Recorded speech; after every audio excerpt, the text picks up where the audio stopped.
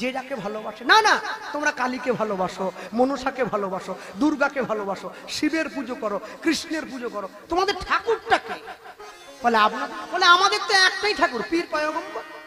তোমাদের বলে স্যার একটা বড় কলসির মধ্যে জল আছে, যার যতটা তেষ্টা পেয়েছে সে ওইটুকু নিয়ে নিচ্ছে। কেউ ভাবছে আমার 1 গ্লাস জল হলেই হবে, 1 গ্লাস ঢেলে নিল। কেউ ভাবছে আমার 1 বোতল দরকার, 1 বোতল নিয়ে নিল। কেউ ভাবছে আমার কালী হলেই আমি হয়ে যাবে, সে কালী নিয়ে নিল। কেউ ভাবছে আমার কৃষ্ণকে দরকার, সে কৃষ্ণ নিয়ে নেবে।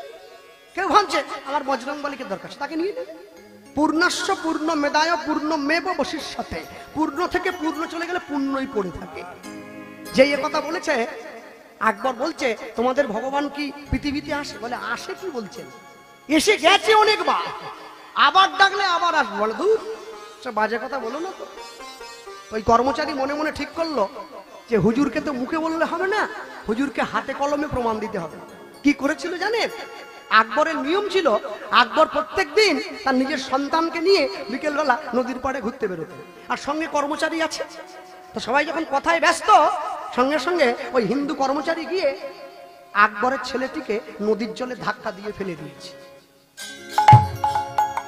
ছোট বাচ্চা ছিল তো, নদীর জলে পড়ে গিয়েছে, হাবুডুবু খাচ্ছে, বাঁচাও বাঁচাও করছে, জল খেয়ে নাকে মুখে জল ঢুকে যাচ্ছে।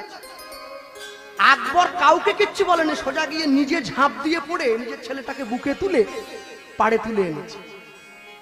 কর্মচারীটা গিয়ে বলছে হুজুর আপনি আমাকে শাস্তি দিতে পারেন, আমি না বলবো না, আপনার ছেলেকে আমি ধাক্কা দিয়েছি। কি এত বড় সাহস তোমার, তুই কর্মচারী হয়ে মালিকের ছেলেকে ধাক্কা দিয়ে দাও? বলে না না, আপনাকে একটা শিক্ষা দেবো বলে দিয়েছি। কি শিক্ষা বলো? আপনার ছেলে যখন জলে পড়ে গিয়েছিল, আপনার চারদিকে তো এত দাস দাসী ছিল, আপনি কাউকে তো বলতে পারতেন কি গো আমার ছেলেটা ডুবে যাচ্ছে, একটু বাঁচাও, তুমি যাও। আমাকে বলতে পারতেন তুমি যাও, আপনি ঝাঁপ দিলেন কেন? বলে নিজের ছেলে তো, আমার নিজের ছেলে, লোককে আদেশ দেওয়ার মতো সময় পাইনি, নিজে বাঁচাতে চলে গেছি।